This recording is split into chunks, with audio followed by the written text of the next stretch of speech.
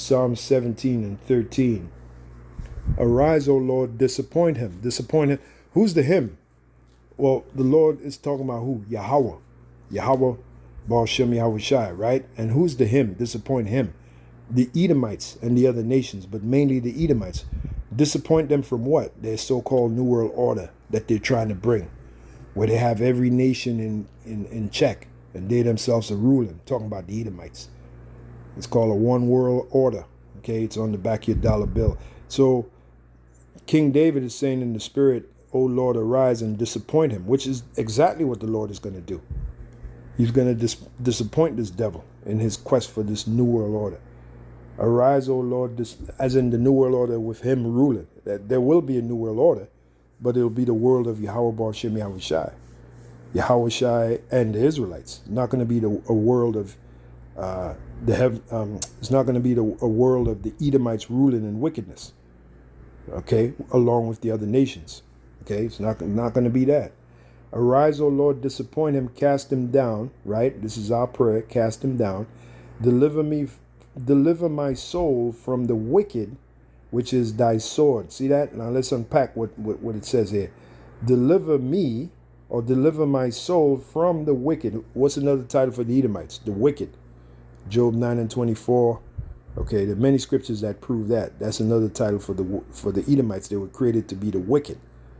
Right? So we're asking through King David, who wrote the Psalm, we're asking the Heavenly Father, Yahweh Baal Shem Yahweh Shai, to deliver our soul from the wicked. So when this devil pulls out, as they say, he pulls out all the stops to try to establish his New World Order, he's going to come at us, and we're asking Yahweh Baal Shem Yahweh Shai to deliver us, to give us the spirit to be able to withstand him. All right, to deliver us from his wrath, which is really the Heavenly Father's wrath on the left-hand side. That's why it says, the very next part of the verse says, which is thy sword, deliver me, or deliver my soul from the wicked, which is thy sword. So that lets you know right there the Heavenly Father's controlling them. They're the sword of the Lord on the right, I keep saying it right. They're the sword of the Lord on the left-hand side, the left-hand side, the left-hand side, not the right. We're the sword of the Lord on the right-hand side, us elect of the nation of Israel. They, the Edomites, right, the wicked, which is another title for them, and all the other nations, but mainly them, they're the sword on the left-hand side of the Heavenly Father, because the Heavenly Father creates both sides, good and evil, Isaiah 45 and 7. As a matter of fact, that word left, when you look it up, it means, in the Italian, is sinistra, which means left. So that's where you get the word sinister from. The sinister side of the Heavenly Father is the left-hand side. The righteous side of the Heavenly Father is the right-hand side. And once you understand that, man, that's a great piece of information to understand, because now it removes doubt. You really, when you think about it, it's really nothing to fear, because the Heavenly Father creates both sides, controls both sides. So if you truly fear Yahweh Baal Shem Yahweh Shai, there's nothing for you to fear, even while you're going through it. No matter how detrimental it might look, it's like in your mind, it's like, why should I fear? The Heavenly Father's controlling this, whether it be good or evil. Even Job told his wife, let me show you that. Let me show you that. Instead of quoting it, let me show it to you. And that, like I said, that's a big piece of information to digest, to really believe in, that the Heavenly Father creates and controls both sides. They didn't teach us that in those wacky-tacky churches. What they taught us was, if it's bad, it's Satan. Satan brought it. But if it's good, the Lord brought it. Nah, man. Who you think controls Satan? Who you think created Satan? The Heavenly Father did, for his own purpose. Okay, Job, this is something that Job told his wife when she was acting stupid. Job had to put her in her place, because, she's a woman. She's emotional. She saw what was happening to her husband, Job, so she, fueled with no understanding, she told Job to curse the Heavenly Father and die. But listen to the reply Job gave her. Job 2 and 9. That shows you that the woman reasons from emotions, but Job reasoned from logic. Okay? Because what Job laid on his woman was pure logic. Okay? It shows you men are logical. Women are emotional. Men are logical. Job 2 and 9. Then said his wife unto him, You know, because the last straw was when she saw him sitting on the ground scraping the boils that he had that dried up, scraping them with pieces of potsherd. She lost it, man. She said, Job, you better off dead, man. Just curse the Most High. Tell him go to hell and, or, you know, however you curse the Most High and then die. She knew exactly that you were going to die if you cursed the Heavenly Father. But listen to the response he gave his woman. Let's read. And he took him a potsherd to scrape himself withal. Now, if you don't understand that, here's the NLT. Job scraped his skin with a piece of broken pottery. See, as he sat among the ashes. Now, that was not a pretty sight. This is the woman that you know, that she saw her man in that state. Job. She lost it. It was not a pretty sight. She didn't want to see her husband like that. But she didn't understand what was going on with him. Okay?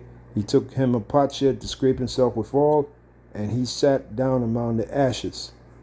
Then said his wife unto him, this is after the Heavenly Father had set up Satan to plague Job, reduced him to ashes. Check that out. Then said his wife unto him, doest thou still retain thine integrity? Curse God and die. See that? And that shows you is us men that, we retain our integrity, man. Very few women have and retain integrity. Very, very few. Okay, I'm not saying none of them do. I'm just saying very, very, very, very few. All right, integrity is mainly a man thing, and very few men have real integrity. Even Solomon said, among 1,000 women, he didn't find one that was righteous. But among 1,000 men, he found one that was righteous. So check that out. Then said his wife unto him, doest thou still retain thine integrity? All that hell that the Lord is allowing you to go through?